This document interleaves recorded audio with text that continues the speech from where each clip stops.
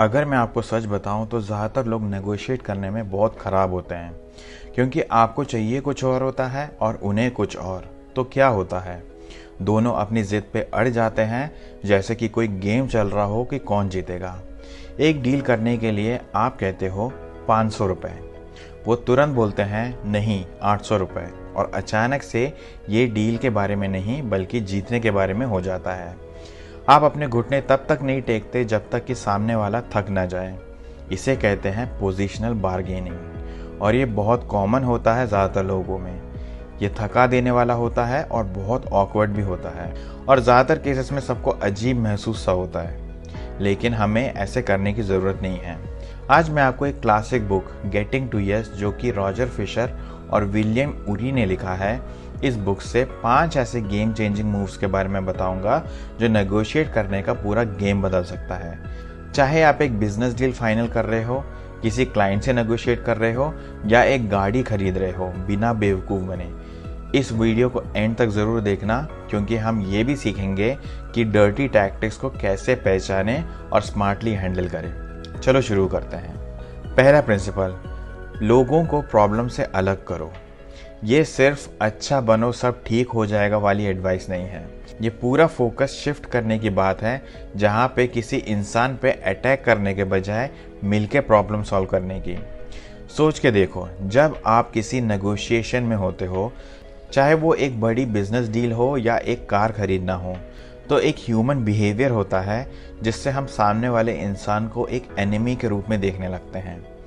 जैसे ही आपको लगता है कि आपका इंटरेस्ट क्लैश हो रहा है, आप सोचने लगते हो ये बस जिद्दी बन रहा है, या ये मुझे कोई फेयर चांस नहीं दे रहा है, और वहीं से नेगोशिएशन बिगड़ने लगता है। तब ये ईगो का बैटल बन जाता है, लेकिन वो इंसान आपकी प्रॉब्लम नहीं है। प्रॉब्लम है प्राइस, टर्म्स, या जो भी आपके एक्सपेक्टेशन हो उसका फेल होना। जिस इंसान के साथ आप नेगोशिएट कर रहे हो वो सिर्फ एक मैसेंजर है। वो भी अपने खुद का या कंपनी के लिए बेस्ट डील निकालना चाहता है। जब आप उन्हें दुश्मन नहीं बल्कि एक साथी के रूप में देखने लगते हो, तो आप तकरार नहीं बल्कि एक सॉल्यूशन निकालने पे फोकस करते हो। और जब आप इंसान को प्रॉब्लम से अलग करते हो, तो आप चीज़ें अलग नज़रिए से देखने लगते हो। आप डीलर से लड़ना बंद कर देते हो और डील से नेगोशिएट करना शुरू कर देते हो। अब आप पूछते हो ये गाड़ी इस प्राइस में क्यों है, इस प्राइस में ऐसा क्या इंक्लूडेड है, क्या कुछ एडजस्टमेंट की गुंजाइश है। अब आप उनसे उनका लॉजिक समझने की कोशिश कर रहे हो। आप उन्हें ब्लेम नहीं कर रहे हो कि वो अनरीजनेबल है, बल्कि क्लैरिटी मांग रहे हो। आप एक स्मूथ कन्वर्सेशन का दरवाज़ा खोल रहे हो कि ये डील ऐसी क्यों है, या इसके पीछे का लॉजिक क्या है, और वहीं पे मैजिक शुरू होता है। कभी कभी सामने वाला एग्री नहीं करेगा, हो सकता है कि वो अपनी जगह से हिले ही ना, लेकिन क्योंकि आपका फोकस इशू पे था, आप अभी भी कंट्रोल में हो। आपने एक ऐसा स्पेस क्रिएट किया जहां आप सवाल पूछ रहे हो और उनका जवाब सुन रहे हो, और आप दिखा रहे हो कि आप उनके व्यू पॉइंट को समझने के लिए ओपन हो। इस प्रोसेस में आप शांत रहते हो और सॉल्यूशन के लिए एक स्पेस छोड़ते हो। तब सामने वाला भी ज़्यादा चांसेस है कि आपकी साइड को समझने लगे, और अगर नहीं भी समझे तो आपको ये तो समझ आ ही जाएगा कि वो इतना कठोर क्यों है, और आप नेक्स्ट मूव के लिए और अच्छी प्रिपरेशन में रहोगे। अब चलते हैं अगले प्रिंसिपल की तरफ, focus on interest not positions. ये उन सबसे बड़े रीज़न में से एक है जिनकी वजह से नेगोशिएशन बिगड़ जाती है, और ज़्यादातर लोगों को तो पता भी नहीं होता कि वो ये गलती कर रहे हैं। लोग पोजीशंस पे लड़ते हैं, ना कि इंटरेस्ट पे बात करते हैं। तो अब सवाल ये है, इसमें डिफरेंस क्या है। पोजीशन का मतलब है कि एक इंसान को क्या चाहिए, इंटरेस्ट का मतलब उसके पीछे की वजह, मतलब वो क्यों ऐसा चाहता है। सोचो, दो लोग एक लास्ट ऑरेंज के लिए लड़ रहे हैं। पहला इंसान बोलता है मुझे पूरा ऑरेंज चाहिए, वहीं दूसरा इंसान बोलता है नहीं मुझे पूरा ऑरेंज चाहिए। दोनों अपनी पोजीशन पे अटके हुए हैं, लेकिन फाइनली जब वो ये डिस्कस करते हैं कि उन्हें ऑरेंज क्यों चाहिए, तो पता चलता है एक को जूस चाहिए स्मूदी बनाने के लिए, दूसरे को ऑरेंज का छिलका चाहिए बेकिंग के लिए। अचानक से प्रॉब्लम सॉल्व हो जाती है। ऑरेंज को इजीली स्प्लिट किया जा सकता था, जूस एक तरफ, छिलका दूसरी तरफ, लेकिन ज़्यादातर लोग कभी इस पॉइंट तक पहुंचते ही नहीं, क्योंकि वो एक सिंपल सवाल नहीं पूछते हैं, आपको ये क्यों चाहिए या इसके पीछे की क्या वजह है।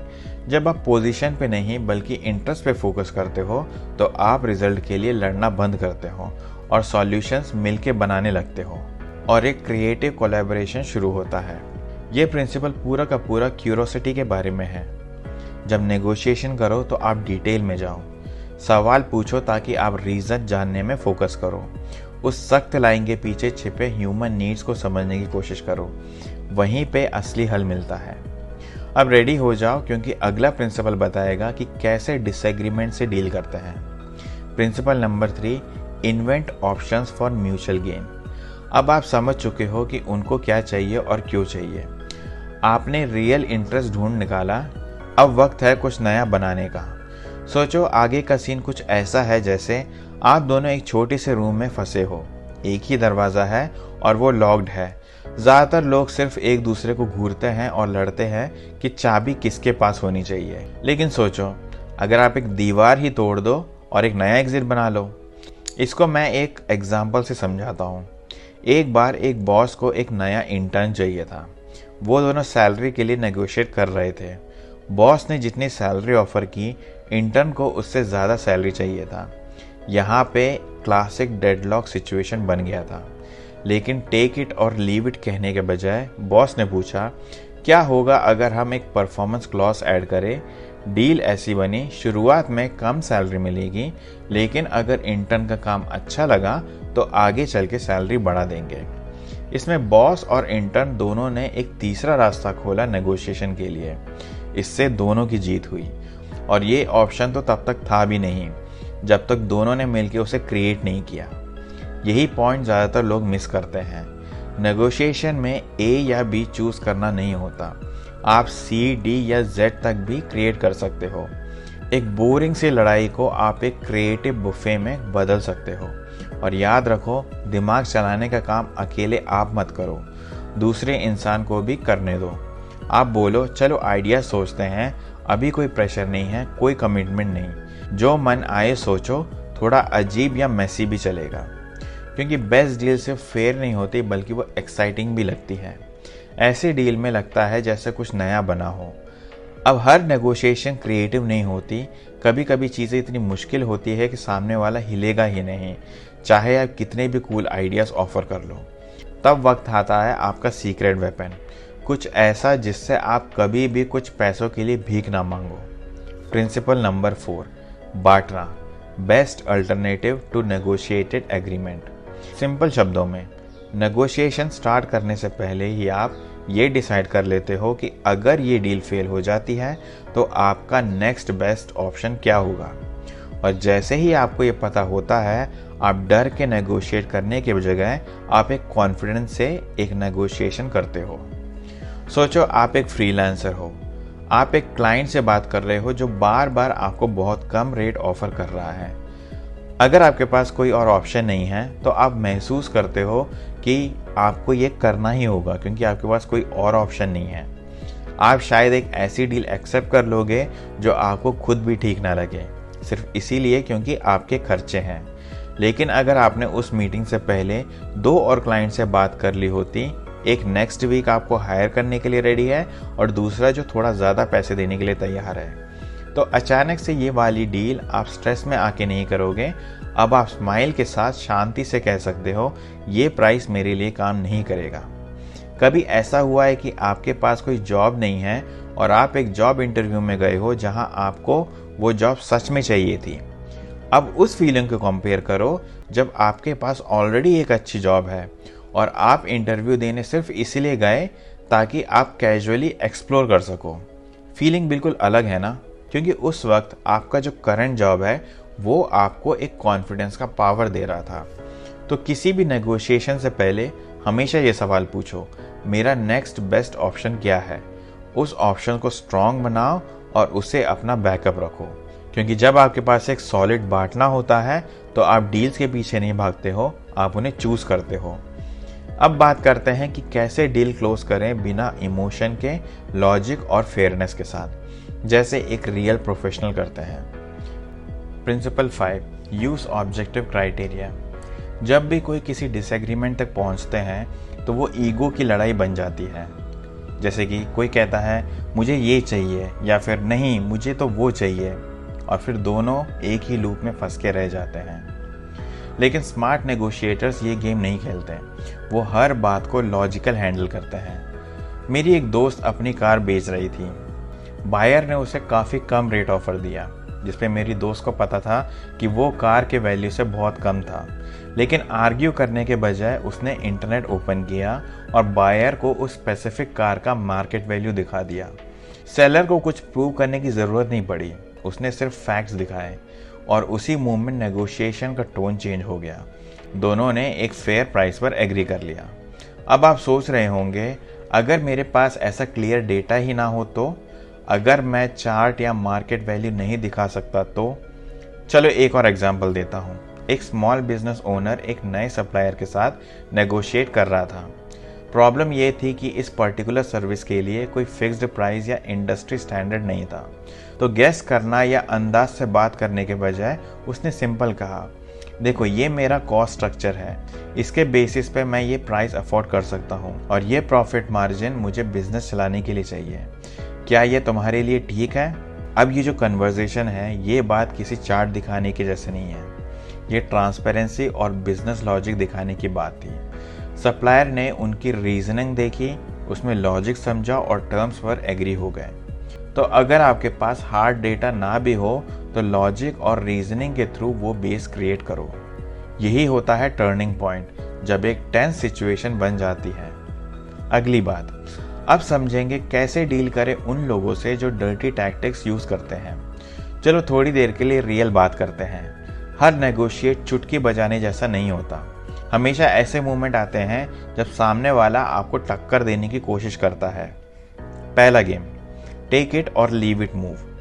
सबसे पहले बात करते हैं एक क्लासिक डर्टी ट्रिक की, टेक इट और लीव इट। आपने ये ज़रूर सुना होगा, ये मेरा फाइनल ऑफर है, अगर नहीं लिया तो मैं जा रहा हूँ। इसका सॉल्यूशन क्या है? उनको डायरेक्टली कॉल आउट करो, लेकिन डिफेंसिव मत बनो। आप ऐसा कह सकते हो, मैं समझ सकता हूँ, हम दोनों एक सॉल्यूशन ढूंढने की कोशिश कर रहे हैं। अगर ये रियली आपका फाइनल ऑफर है तो मुझे दूसरे ऑप्शंस एक्सप्लोर करने पड़ेंगे, लेकिन अगर कोई और ऑल्टरनेटिव हो तो मैं सुनने के लिए रेडी हूँ। आपने देखा, आप पैनिक नहीं कर रहे हो, आप बिल्कुल काम हो और कंट्रोल में हो। और याद है, आपके पास बांटना है। आप हमेशा ऐसा कह के रूम से निकल सकते हो। दूसरा, गिल्ट ट्रिप टैक्टिक।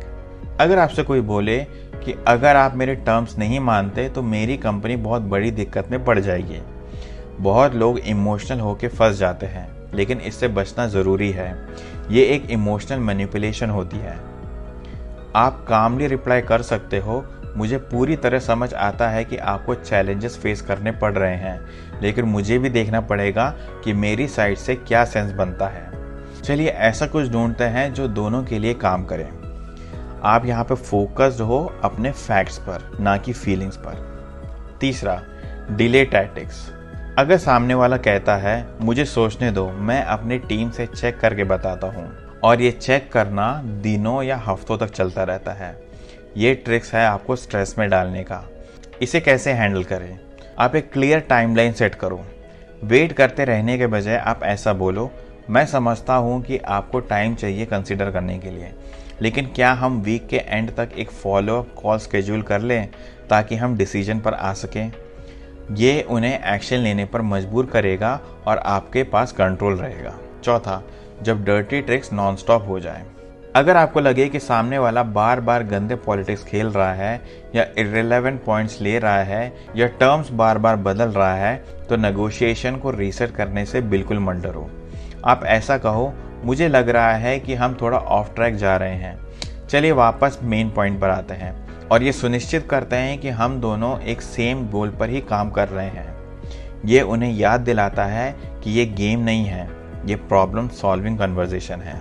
मैं इस वीडियो को ये बोल के कंक्लूड करना चाहूँगा, नेगोशिएशन एक ऐसी स्किल है जिसमें हर बार प्रैक्टिस के साथ आप बेटर होते हो।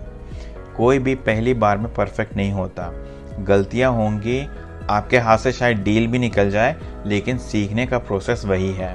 अगर ये वीडियो आपको पसंद आया तो मेरी गेम्स पीपल प्ले वाली वीडियो आप ज़रूर देखें। उसमें आप और भी एक्सप्लोर कर सकते हो कि कैसे लोग माइंड गेम्स खेलते हैं।